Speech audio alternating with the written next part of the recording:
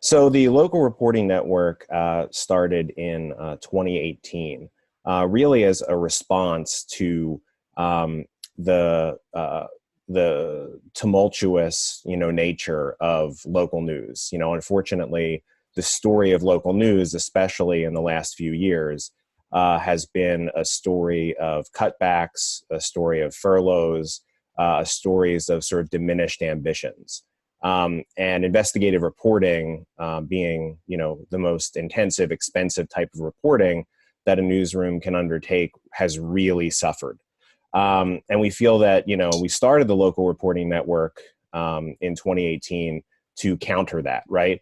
And what it is it's really a support. We really kind of like to think of it as kind of a support network for local investigative reporting, where we boost, elevate, and refine and maximize, local investigative reporting for the biggest impact in those local communities. And it started where we were working with, I think, anywhere about like half a dozen, 6, 7 local newsrooms in 2018, and that has grown over the last few years to 20 plus projects across the country.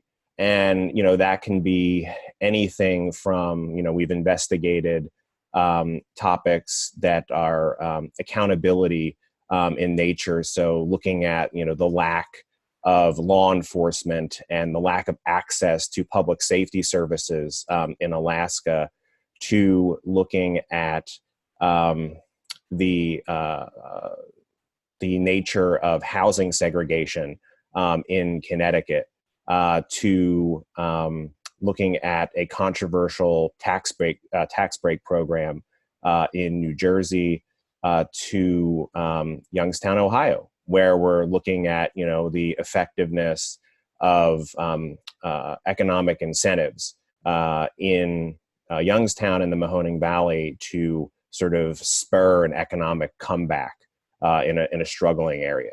When ProPublica put out the call for potential partners, why did you feel like this was an area you wanted to look into? And I guess what was it about economic development incentives that interested ProPublica, and as that would be something that would be worth looking into, that would really pay off? Prior to becoming an editor, I was a lifelong political reporter. And I was one of those national political reporters, coming into Youngstown for the political rallies to see presidential candidates speak, and sort of, use it as kind of a political backdrop, right? As kind of a prop, right? For, and unfortunately, right, been used as a prop of kind of, a post-industrial decline, right?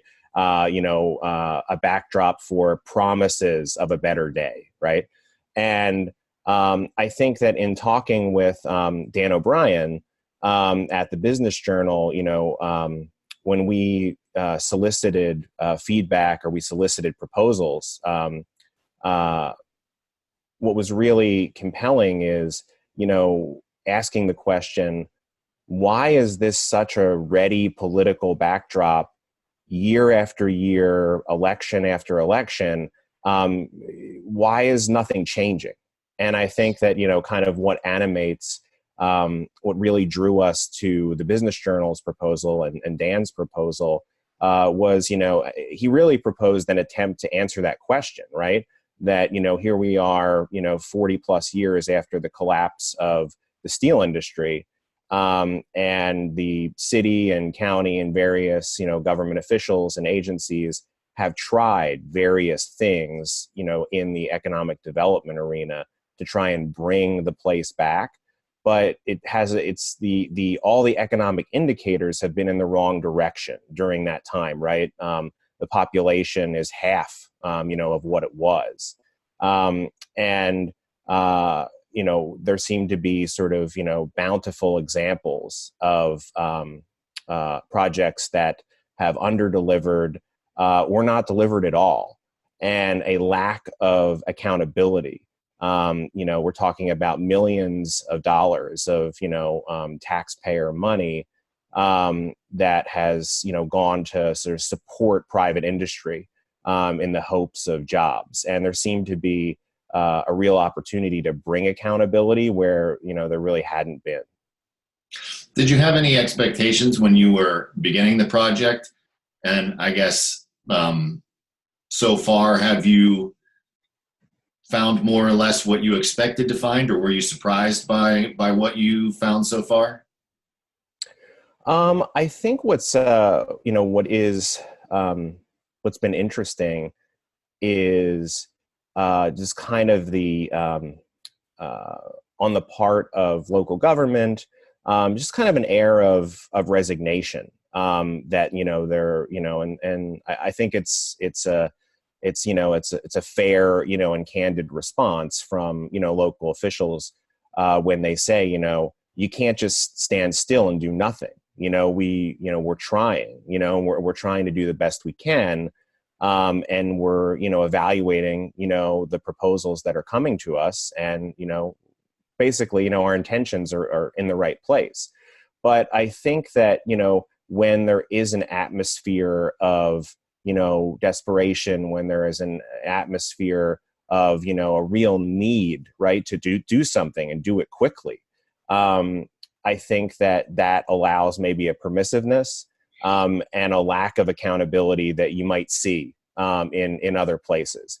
And, it's been interesting, and, in Dan's reporting, seeing, there are entities, right? There are government bodies that are set up to monitor, for instance, what we looked at in the first story, which was, enterprise zone agreements, which are, property tax credits, abatements given to companies in return for those companies creating jobs. And there is a process in place, right? They monitor these agreements, and, they are supposed to discuss them and evaluate them.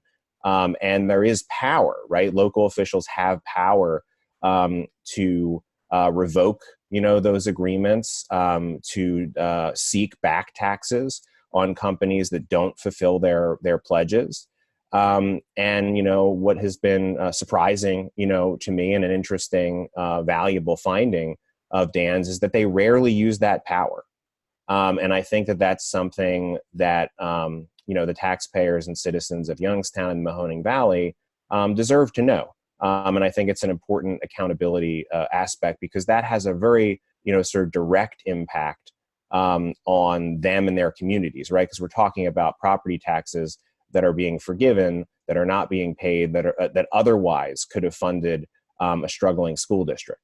BusinessJournalDaily.com 3 Minutes With is brought to you by... For over a century, Farmers National Bank has stood strong. Through booms and busts, peaks and valleys, we've learned to know the seasons and how to grow in each of them. During challenging times, everyone is reminded of the value of solid relationships in both life and business. Farmers, stand strong.